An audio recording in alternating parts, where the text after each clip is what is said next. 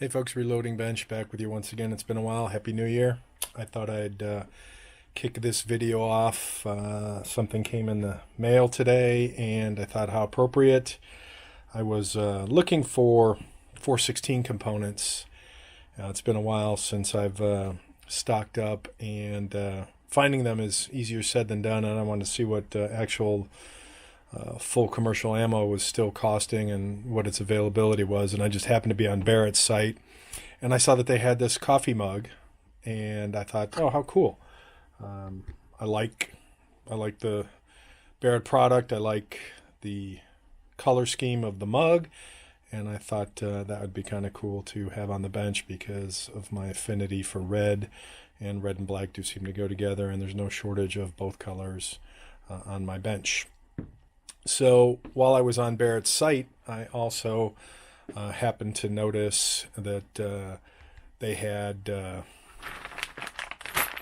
some brass spun pulls for the 416 Barretts and projectiles. So they were essentially about, I would say, maybe $1 a piece. I think for the 50 it was $49, so just under $50, so it equates to what I would call $1 a piece.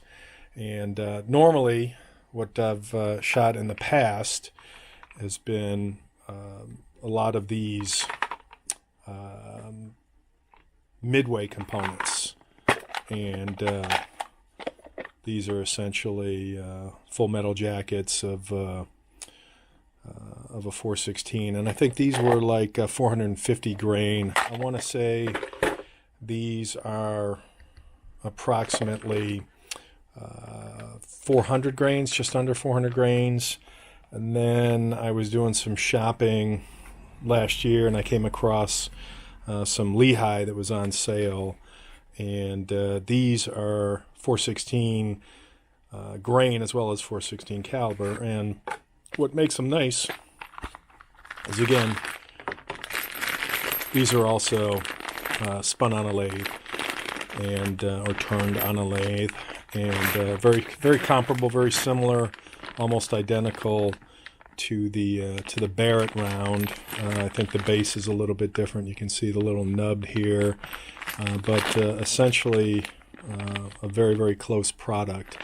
So I'll bust out the scale here in a minute and compare at least these two, because this is unopened, and I'll probably leave it unopened and see what they weigh. Back in a minute. Okay, so here's the two bullets. This is what I normally shoot when I'm punching holes through paper in the 416 Barrett. These are what Midway would have called years ago, when they were available, seconds. I found no real issues with them whatsoever. They shot nicely, very consistent, and I think these were, as I said, 450-ish. Right at 450 and a little change. Yep, 450.5. These, however, a little bit bigger, longer, so I probably won't adjust for cartridge overall length. Just seat them a little bit deeper. Again, you can see where they're turned on the lathe. I mean, they're really nice, especially for being what I would call seconds, because they're pulls, so they're not brand new. Really nice bullet, and the fact that it's solid brass. I weighed a few of them, and they were coming in 397 to just over 399. So I'm going to call these, for reloading purposes, I'm going to call them 400s. So that was 399, 395.8, 397.6.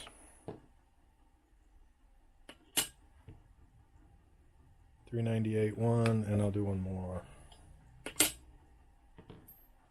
396.7. So my recipe accounts for, my powder recipe accounts for both a 395 all the way up to 450. So since I was shooting these with my powder load, and I've also shot a closer to 400 grain bullet with the same powder load, and I'm not seeing any significant variances in the shot group, just because of the size of that round and the amount of powder that's in there. I'm thinking it's right around 190-ish grains. I'd have to go back and look at my recipe, but right around there.